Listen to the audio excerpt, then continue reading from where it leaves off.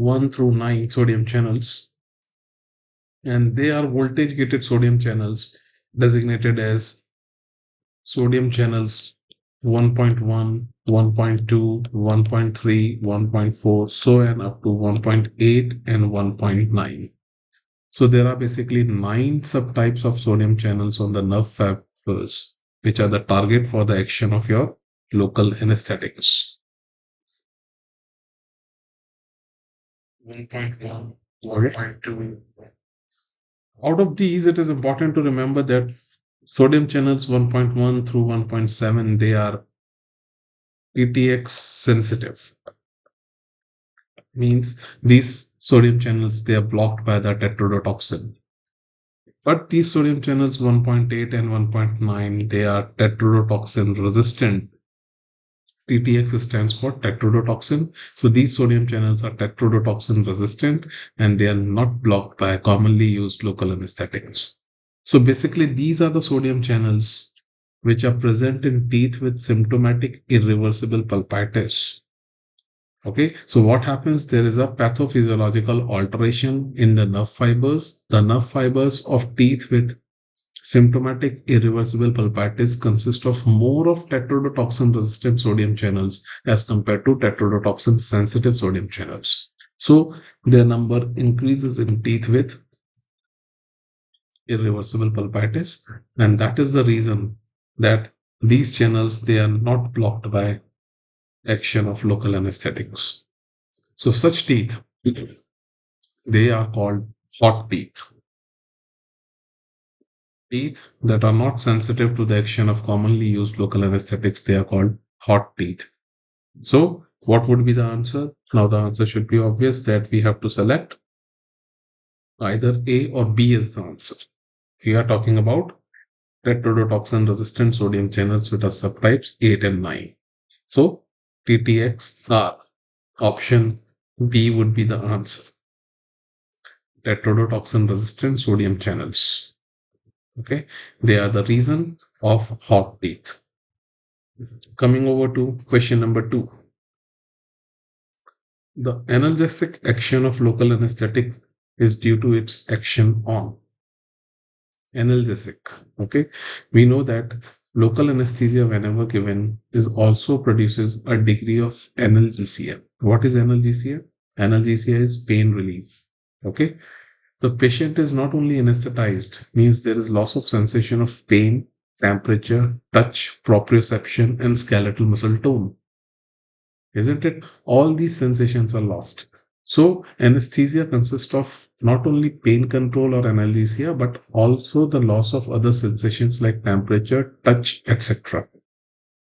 The question is asking these local anesthetics, they have an analgesic action because of what? Option A is G alpha Q GPCR. GPCR are the G protein coupled receptors.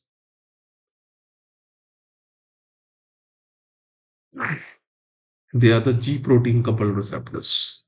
Okay, so option A is alpha Q type of GPCRs. Option B is alpha I type of GPCRs.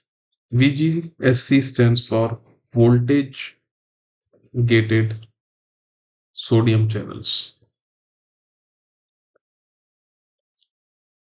We know that voltage gated sodium channels, we have seen in the previous question, there are 9 subtypes of voltage gated sodium channels which produce the action of anesthesia. Okay, so nerve fibers has got 2 type of receptors. One are voltage gated sodium channels, another are G protein coupled receptors. These G protein coupled receptors, they produce the action of analgesia. Okay, anesthesia is because of options C and D. Analgesia is because of options A and D. Now the question is asking, how do they potentiate the action of these analgesics? Now there are 2 options, alpha Q and alpha I, option A and option B. Out of them, which one is correct? For this, you have to remember that local anesthetics, they inhibit alpha Q receptors, and these same local anesthetics, they increase or potentiate the action of alpha I receptors. Now, what we have seen, this thing is little technical. This question is little technical. Okay, so there are two type of G protein coupled receptors present on the nerve fibers, alpha Q type and alpha I type. Now, when we give local anesthetic, the alpha Q type of G protein coupled receptors, they are inhibited. On the other hand, the alpha I type of G protein coupled receptors, they are potentiated.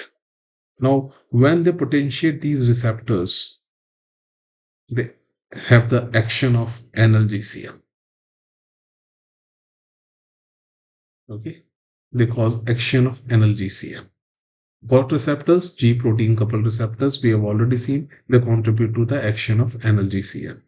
Now, alpha Q receptors, they are potentiated by bradykinin. Now, where is bradykinin coming from? Bradykinin is an inflammatory mediator, isn't it? And whenever there is inflammation, pulpitis, inflammation of the pulp, the patient feels pain. Why the patient feels pain? Because of the release of inflammatory mediators like bradykinin. These bradykinin, they potentiate the action of alpha Q receptors. On the other hand, local anesthetics, they decrease the action of alpha Q receptors. So it is by way of option A, that is alpha Q type of receptors, they show analgesic action. Okay, because bradykinin, which is released as an inflammatory mediator, is causing intense pain to the patient by enhancing alpha Q receptors. On the other hand, local anesthetics, they inhibit the alpha Q receptors and they reduce the pain. So reduction of pain is analgesia, and which receptors? Alpha Q G protein coupled receptors. Okay. So what would be the answer? Answer would be option A. It is alpha Q GPCR. Coming over to question number 3. It is a relatively straightforward question.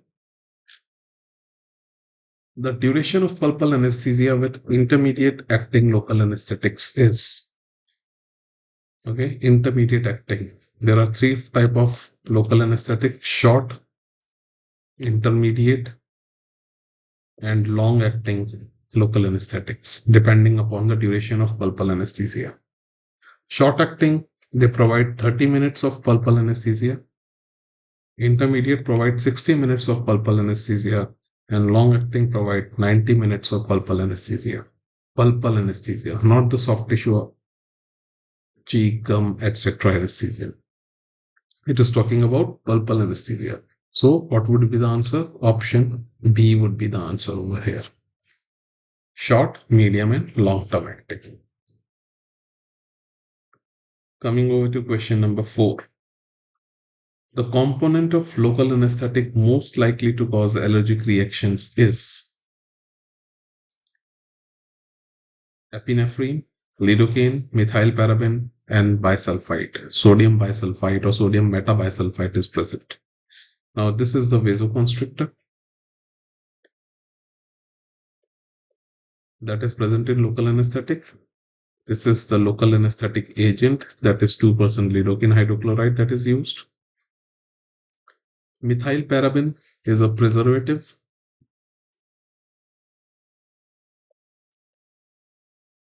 Okay, and sodium metabisulfite or sodium bisulfite, this is a antioxidant. Why it is required? See, antioxidant is required to prevent the oxidation or degeneration of this vasoconstrictor. We know that local anesthetics consist of vasoconstrictors. So these vasoconstrictors, they are prevented from oxidation by this antioxidant. Now both C and D have a allergenic potential. Both C and D. means both methylparaben and sodium metabisulfite can cause allergic reaction in sensitive individuals. But the question is asking most likely. The most likely agent is sodium metabisulfite. It is most likely to cause allergic reactions. And these allergic reactions are especially prevalent in cases of asthmatic individuals. Mostly in cases of asthmatic patients or patients with atopy history. Atopy is a type 1 hypersensitivity, atopic. Okay, so these patients are most likely to develop allergic reactions through sodium metabisulfite or sodium bisulfite. So option D is better than option C. So single best answer would be option D, most likely to cause allergic reactions.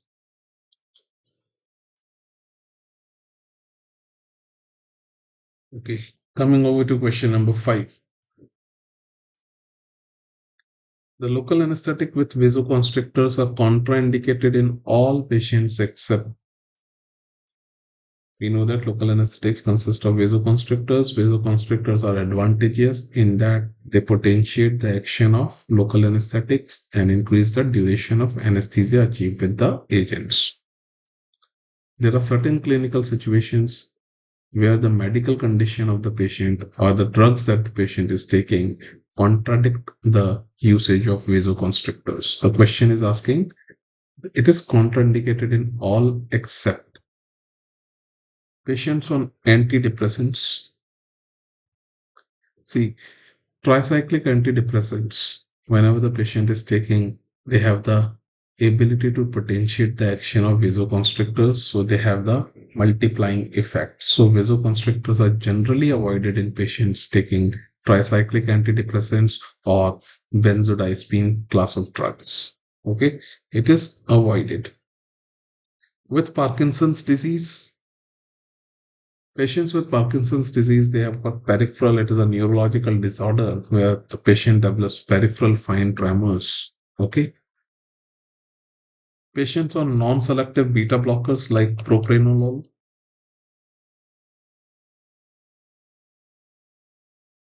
non-selective beta blockers, they also should not be given vasoconstrictors because there is a cross interaction and potentiating the actions. Patients on monoamine oxidase inhibitors. This is also a class of drugs, monoamine oxidase inhibitors. They should also not be given LA with vasoconstrictors. So we are left with option number B. In patients with Parkinson's disease, we can safely give LA with a vasoconstrictor. All other group of drugs, you have to remember them, that group of drugs it is talking about. Okay, monoamine oxidase inhibitors, patients with tricyclic antidepressants, patients with non-selective beta blockers, and another potential is cocaine abusers.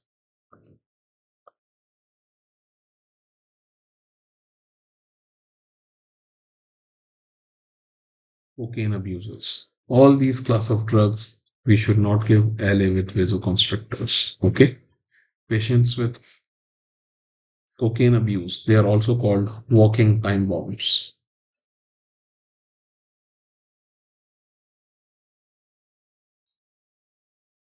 Okay, so if we give vasoconstrictor, it can be potentially life-threatening to patients who have been abusing cocaine as a drug. So we can give them with Parkinson's disease. Question number 6. It is difficult to achieve anesthesia in teeth with inflamed pulp and pain. Why? Now, it is a common situation that local anesthetics do not work in cases of inflamed tissues, tissues where abscess formation is there, or tissues where a lot of exudate, inflammatory exudate is there. Why? The nerves arising from the inflamed tissue have altered resting potentials. There is no such thing. Okay. The inflamed tissue has a lower pH that reduces the amount of LA penetrating the nerve. isn't it? Whenever there is inflammation in a particular tissue, the pH decreases because of the release of inflammatory mediators and other cytokines, etc. So they have got acidic pH, inflamed tissue is acidic in nature. On the other hand, local anesthetics, they are weak bases. All of you know that. Okay. Now, if we talk about the basic of the pharmacology of these local anesthetics, they are weak bases represented as RNH. Okay. And they penetrate the nerve in the uncharged basic form.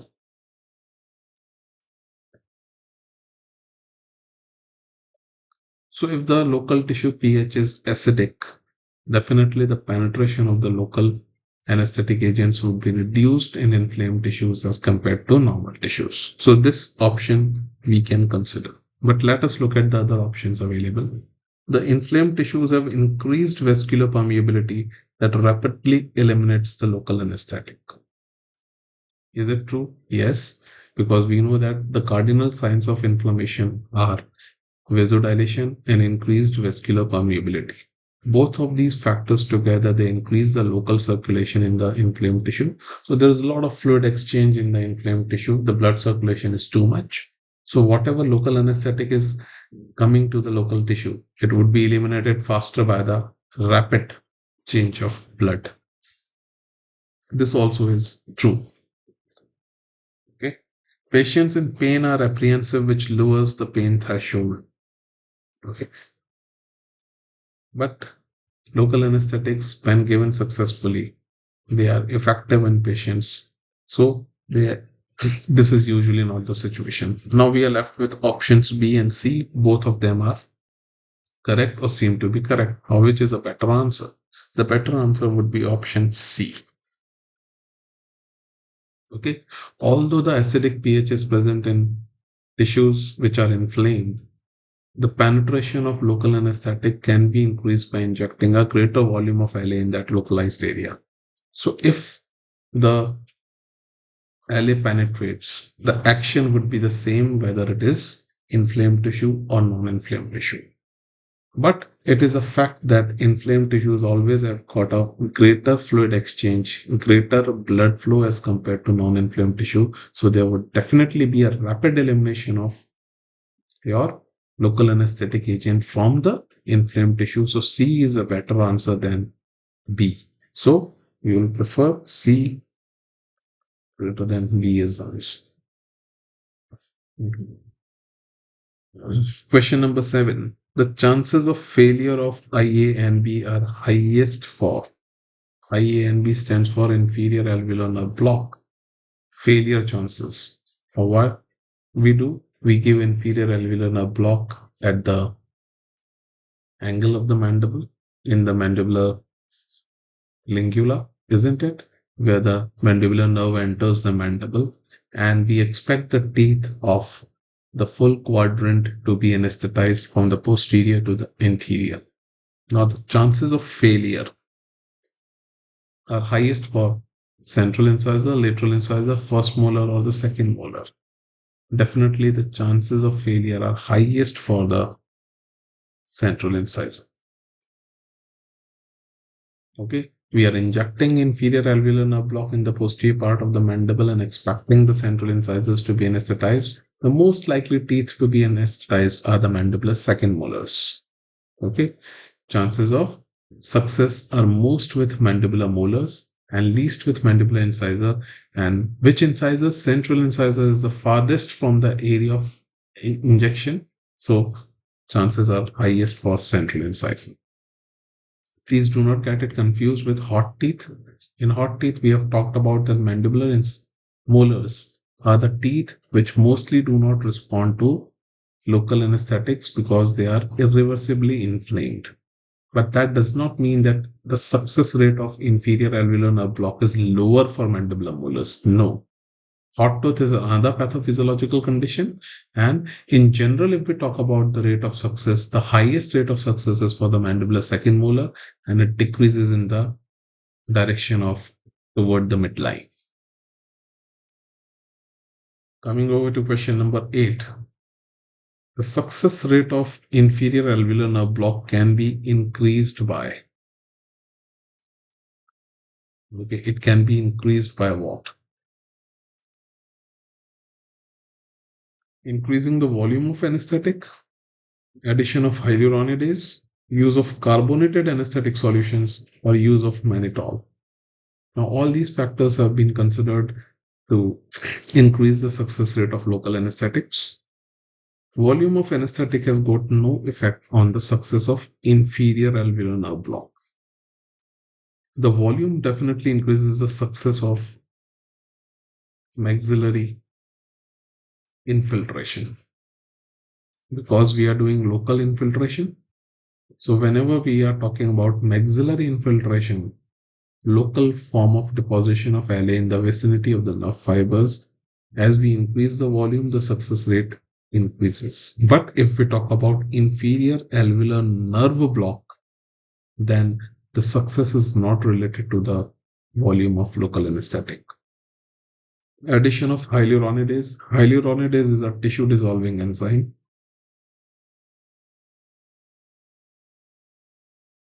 This is a tissue dissolving enzyme, isn't it? Now, what is the concept behind using hyaluronidase is that if we inject hyaluronidase along with the local anesthetic, that hyaluronidase would dissolve the interproximal tissues around the nerve fiber and would help in penetration of a local anesthetic to the nerve fibers. But although the penetration is increased, the success rate of local anesthetic inferior alveolar nerve block is not increased by the addition of hyaluronidase. Use of carbonated anesthetic solutions. What is carbonated solution? We pass carbon dioxide through the local anesthetic that decreases the pH of local anesthetic due to carbonated anesthetic solutions. Now, what was the logic behind it? We know that inflamed tissues are acidic, and if we make the local anesthetic acidic, its pH would match with that of the inflamed tissue and better penetration of the local anesthetic would occur. But the success is not influenced by use of carbonated anesthetic solutions. Use of mannitol. What is mannitol? It is a hyperosmotic sugar solution. This mannitol. So when we inject mannitol around the nerve fibers, this is the nerve fibers, and the outermost covering of the nerve fibers is called perineurium. Isn't it?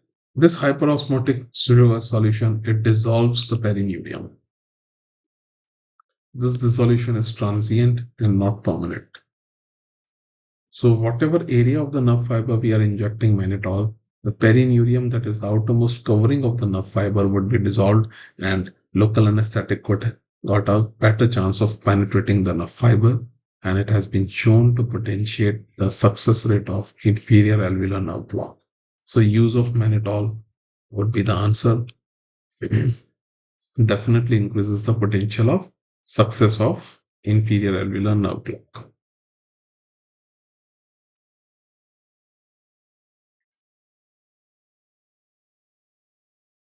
Question number 9. The optimal location for IO. IO is intraosseous. It is a supplemental anesthetic technique. Intraosseous injection for second molars is distal to the tooth, mesial to the tooth, intraradicular, or atypicals. See, in general, if we talk about the intraosseous anesthesia, the location should be distal to the tooth being anesthetized. But the exception is second molars. Okay, here what happens, whether it is talking about mandibular or the maxillary second molars, the distal bone is thick, isn't it? Anatomical location, the distal bone is thick. So this distal bone is difficult to penetrate. This is difficult to penetrate with the injector of the local anesthetic. So whenever we encounter mandibular or maxillary second molars, the site should be mesial to the tooth. Option B would be the answer. For all other teeth, this would be the answer, distal to the site. Okay, so please do not get confused. All other teeth do not include third molars because normally the third molars are not included in any of the routine treatment plan. So by chance, if you get third molars, then what would be the answer? Again, it will be the same as second molars, that is mesial to the tooth. Okay, in all other situations, it is distal to the tooth. As it is asking you about the second molars, option B would be the answer. Question number 10. The most important factor for anesthetic success with intraligamentary injection is IL is intraligamentary.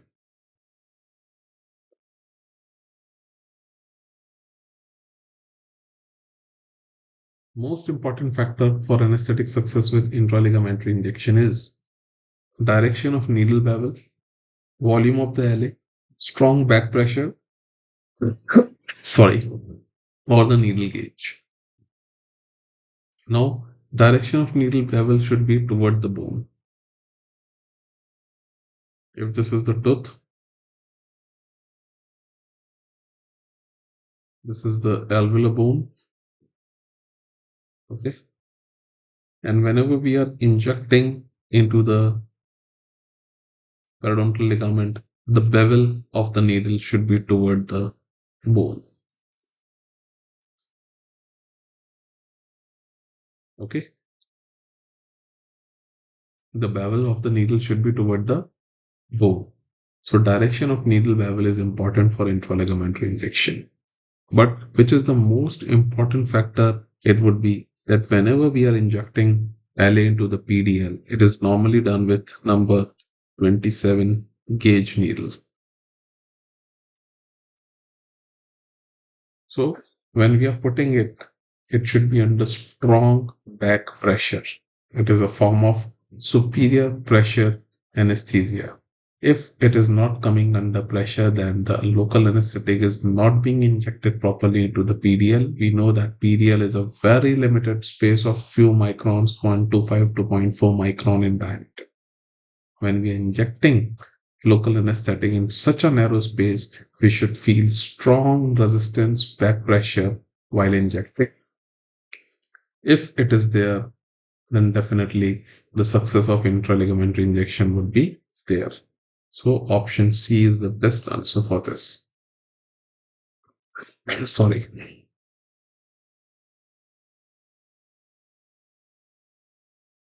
Okay. Question number 11. According to Oxford League Table of Analgesic Efficacy, the most suitable to control inflammatory endodontic pain is. Now, what is Oxford League Table of Analgesic Efficacy? There was a large scale study done in Oxford University to find out which group of non-steroidal anti-inflammatory drugs are effective in managing the endodontic pain. What is endodontic pain? Inflammation of the pulp results in pain to the patient. So most efficacious suitable for three drugs are suited for managing the endodontic pain. They are ibuprofen,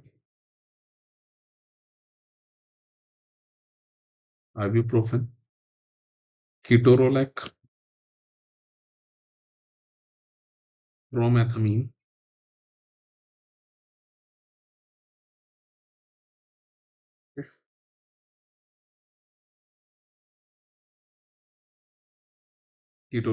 bromethamine, and your acetaminophen. These three drugs are found to be most potent in managing the endodontic pain. And if we have to make a comparison among these three also, then ibuprofen is most potent in managing the endodontic pain, given in high doses of 600 to 800 milligram 3 times to 4 times in a day. Sorry. High doses of these drugs are required. So, first choice, second choice, third choice. Paracetamol. What is acetaminophen? It is paracetamol, but in high dose of 1000 milligram or 1 gram. What is ketorolac-tromethamine? All of you must be aware with this drug, commonly available in the market as ketorol or ketorol DT, that is a dispersible tablet. It is a 10 milligram tablet. So these are the drugs and the respective doses for managing the inflammatory and neurotic pain. So if we look at the options, diclofenac, brufen, ketorolac, and oxycodone, then ibuprofen is the best choice, most efficacious. Okay. Now the next set of questions, it is related to the structure and functions of the dentine pulp complex. Another topic that has been covered in your previous sessions. The permeability of the odontoblast layer is determined by gap junctions, tight junctions, desmosomes, or intercellular spaces. We know that odontoblast layer is the outermost layer of the dental pulp, which consists of columnar cells called odontoblast. These odontoblasts have got 3 types of connections between them. Okay, they are gap junctions, tight junctions. Gap junctions, they are also called nexus. Okay, and they are made up of protein called connexin.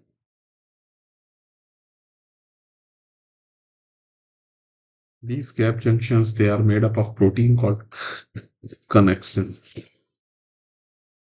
Tight junctions, they are also called zonula occludens.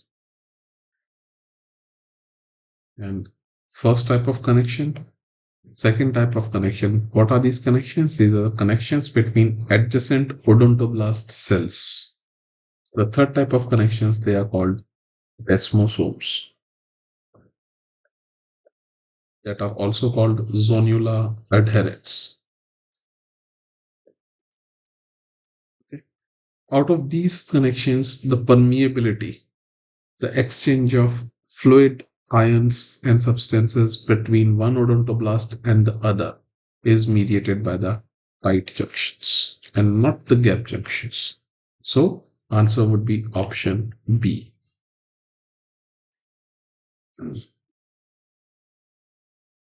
Coming over to the next question. The cells that are not generally found in the normal pulp, uninflamed normal pulp, which cells are not generally found? Dendritic cells, macrophages, T lymphocytes, or mast cells. Dendritic cells, they are also called antigen presenting cells. They are present in normal pulp, but the distribution changes according to the state of inflammation. In case of normal pulp, they are present in the periphery. And in case of inflamed pulp, when the pulp becomes inflamed, these antigen presenting cells, APC stands for antigen presenting cells, they migrate to the center of the pulp. So the distribution changes, but they are present in both normal as well as inflamed pulp. Macrophages, they are present in normal pulp also. They are derived from blood monocytes, circulating blood monocytes. T lymphocytes are definitely present. B lymphocytes are not usually found in pulp. T lymphocytes are present. T lymphocytes, T8 suppressor cells are the most abundant type of T lymphocytes which contribute to cellular immunity. They are the most abundant type of T cells. And when we talk about mast cells, they are present in inflamed pulp. Whenever there is inflammation of the pulp, the other cells, they give rise to mast cells, but these mast cells, they are not present in normal pulp.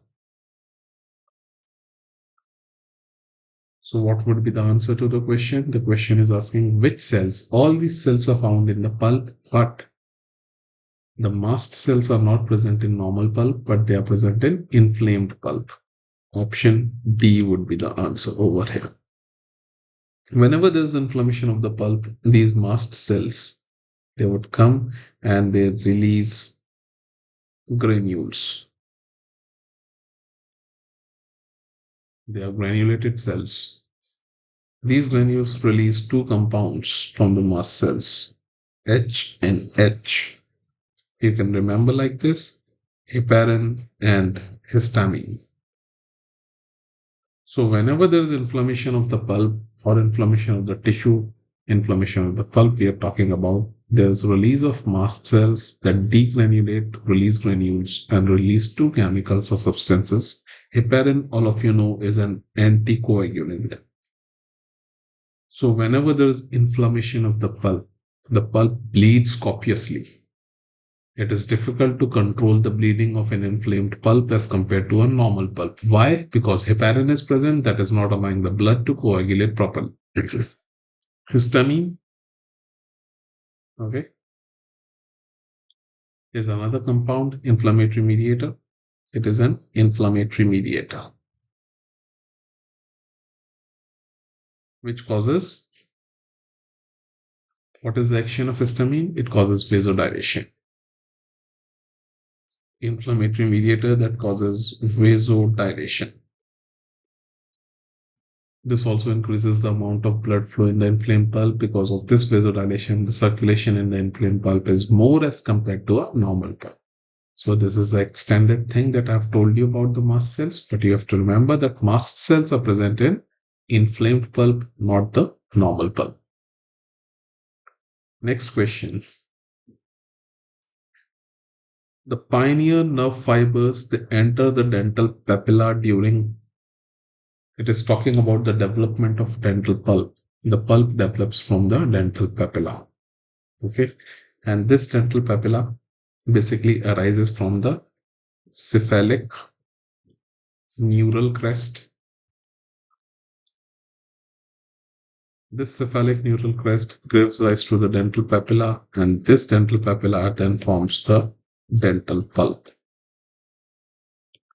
The sequence of development of dental pulp.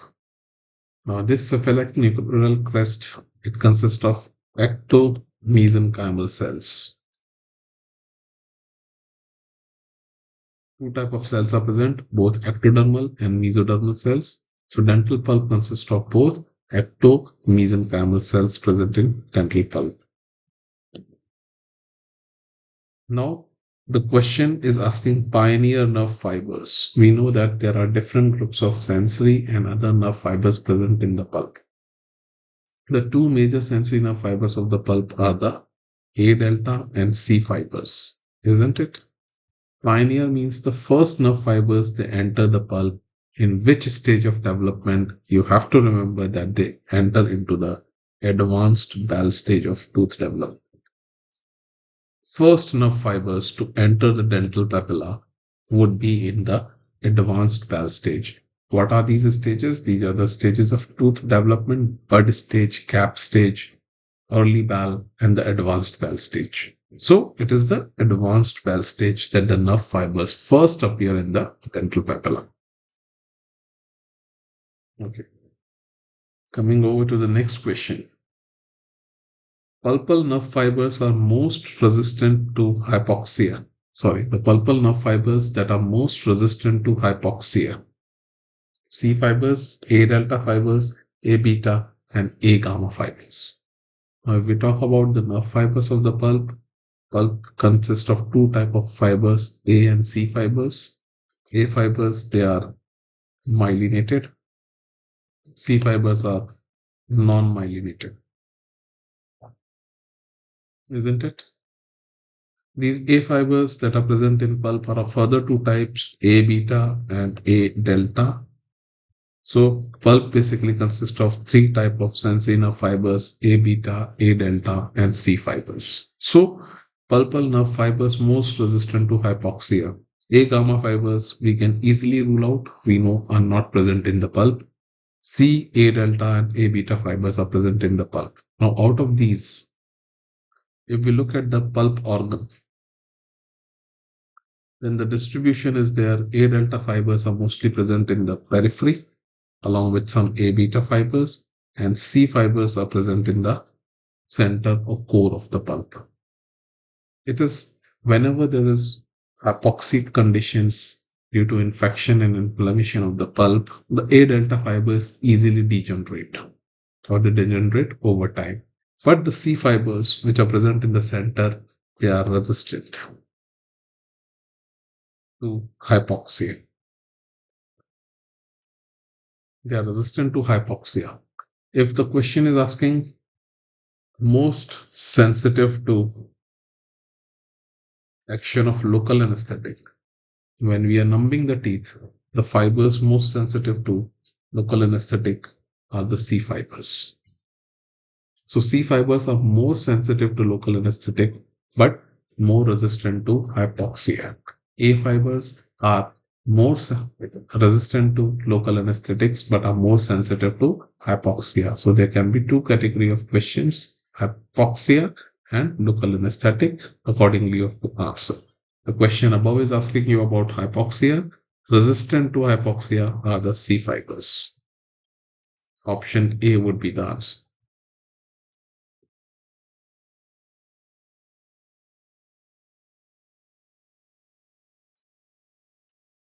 Okay.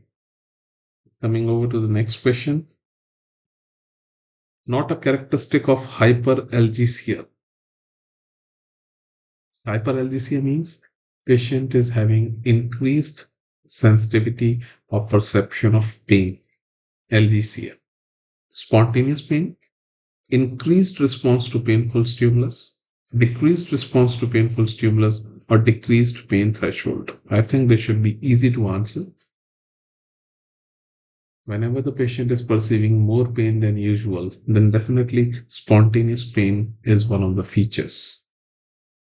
Okay.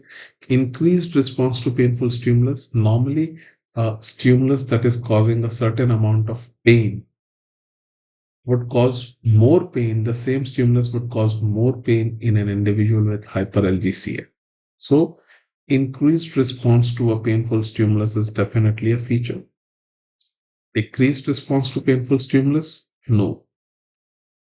The patient is more sensitive to the stimulus as compared to less sensitive or refractory to the stimulus. Decreased pain threshold. Yes. Okay. A certain amount of stimulus that is normally not causing any pain to an individual. The same stimulus, which is a non-painful stimulus, would cause pain in a sensitive individual with hyperalgesia. So there are three prominent characteristics of hyperalgesia, which is a clinical condition. The characteristic features are the patient would experience spontaneous pain, decreased pain threshold, more sensitive to pain, early pain onset is there, and increased response to a painful stimulus, more responsive to any stimulus that is likely to cause pain. So option C would be the answer, is not a feature. A, B, and D are the features of a characteristic of hyperalgesia. Question number 6. The resting pulpal blood flow rate is, now this is something, a figure that you have to remember. The resting rate of blood flow to the pulp is amongst one of the highest in the body, that is 15 to 60 ml per minute per 100 gram of the tissue. Option B would be the answer. Now, important thing to remember is it is asking you about per 100 gram of the tissue. If it is per gram of the tissue, then it would be 0.15 to 0.6 ml per gram tissue, isn't it? Okay, 0.15 to zero point 0.6 per gram of the tissue and per 100 gram of the tissue. This is the thing that you have to look for in the options. Okay. For the above, option B would be the answer. Question number 7. The acute pulpitis causes all except acute. Whenever the word acute comes, it should be indicating of irreversible. Okay. The word irreversible should come to your mind. Acute and chronic terms. The chronic pulpitis is usually not used these days, but whenever the word acute is there, it should give you irreversible. Now, once irreversible is there in your mind, you can answer the question. Increased vascular permeability? Definitely. Vasodilation? Definitely. Increased blood flow up to 200%? Yes. Both these two factors causes increased blood flow. And generalized collapse of the pulpal venules? No. This feature is not there. Option B is not there. Option A, B, and C, they are correct. They are the features of inflammation of the pulp. And because of these, there's increased intrapulpal pressure. Because of vasodilation, increased vascular permeability, the intrapulpal pressure increases. In a normal, healthy pulp, you should be knowing that the intrapulpal pressure is 10.2 millimeters of mercury. But in cases of inflamed pulp, it increases to 30 to 35 millimeters of mercury. So, different other questions that are related to this question are this. Okay, the pressure increases to normally, usually 3 times the usual pressure, 30 to 35 millimeters of mercury. Very good. Someone answered it. D, very good. The option would be D, correct. Next question. After a severe stimulus, the newly differentiated odontoblasts produce dentine that is called. Okay. Now, there can be a mild to moderate stimulus, and there can be a severe stimulus. Whenever there is mild to moderate insult, okay, the type of dentine that is formed is reactionary dentine. And whenever there is severe stimulus, it causes destruction of odontoblast. It causes destruction of odontoblast, and from the undifferentiated mesenchymal stem cells that are present in dental pulp, new odontoblasts are formed.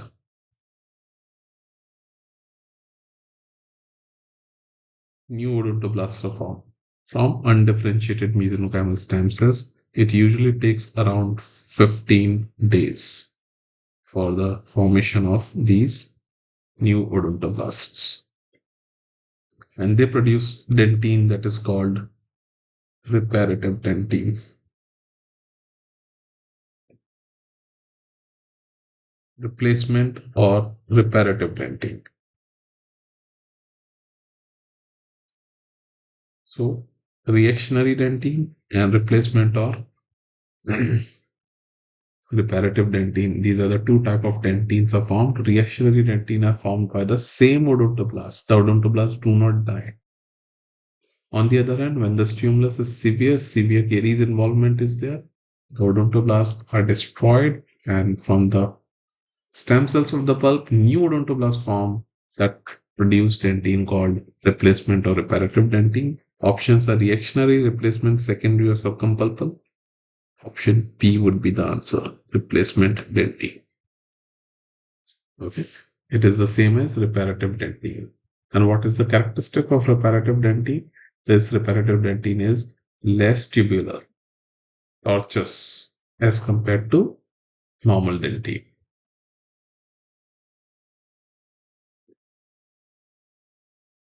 The following structure does not change with age. It is talking about age changes. The size of the apical foramen, the width of the CDJ, the size of odontoblast, the thickness of the collagen fibers. Which structure does not change with age? The size of the apical foramen, we know that increases with age.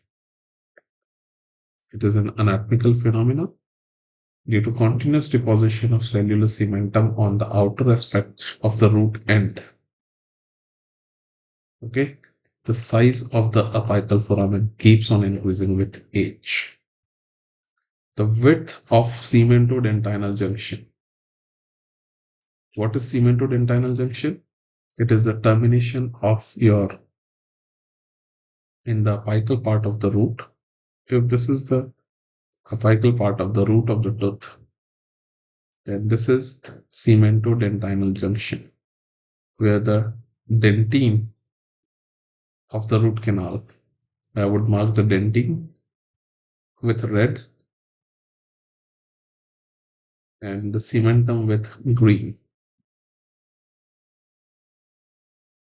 So this is dentine outlining the wall of the root canal, and this is the cementum. So this is cemento-dentinal junction. This is considered to be the ideal point where the root canal procedures like working length, cleaning and shaping, and obturation should terminate, because this is the point where the pulp tissue ends and the perial tissue begins. Means here to this point there would be all pulp, and beyond this point, okay, this tissue is PDL, and we have to do the root canal procedures in the pulp. So CDJ is considered to be the ideal or the optimal location for the termination of root canal procedures like working length, cleaning and shaping, and obturation. Now, we know that due to continuous deposition of cementum with age, okay, what happens to the width of the CDJ? The width of the CDJ changes because there is change in the apical foramen also.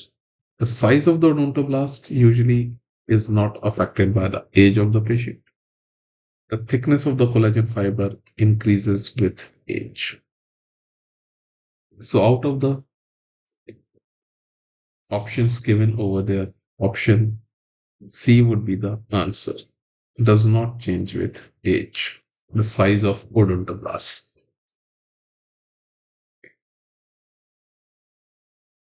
Coming over to the last question for today's session. The pulpal calcification is usually, what type of calcifications occur in the pulp? Dystrophic calcification, metamorphic calcification, combination, or is a pathologic process? Now we know that as the age advances in the patient, they encounter calcification in the pulp. These calcifications, dystrophic usually occurs in dead tissues. So once the pulp is degenerated, it has become dead, then the formation of calcification occurs. Yes, it is a possibility. But we know that by the age of 30 or 35, 50% of the population would be having pulp calcifications. Now, at the age of 30, 35, even an asymptomatic healthy tooth with a vital pulp would be having some degree of calcifications. So definitely the tissue is not dead, but the calcifications are occurring. The calcification can be present in the form of diffuse calcifications or the pulp stones. Okay. But they are present in a normal, asymptomatic, healthy tooth pulp. So what is happening? There is transformation of tissue from one type to another, or metamorphosis of the tissue is happening. So it would be metamorphic calcification of the dental pulp that usually occurs. I hope you understand the difference between dystrophic calcification and metamorphic calcification. One living tissue changes into another type, metamorphosis occurs. A healthy pulpal cells, they transform into calcifying cells, and there is calcification of the pulp even in healthy dental pulp. So metamorphic calcification. Usually there can be a combination, there can be a dystrophic calcification of the pulp, but usually it is metamorphic calcification. I hope you understand it. Okay, so this was about the structure and functions of the dental pulp, the important questions related to the clinical aspects and the clinical aspects of pain control in endodontics. With this, I conclude today's session. Thank you very much for being connected with me. Happy studying. Take very good care of yourself. Good night. See you next time in another interesting session. Thank you very much.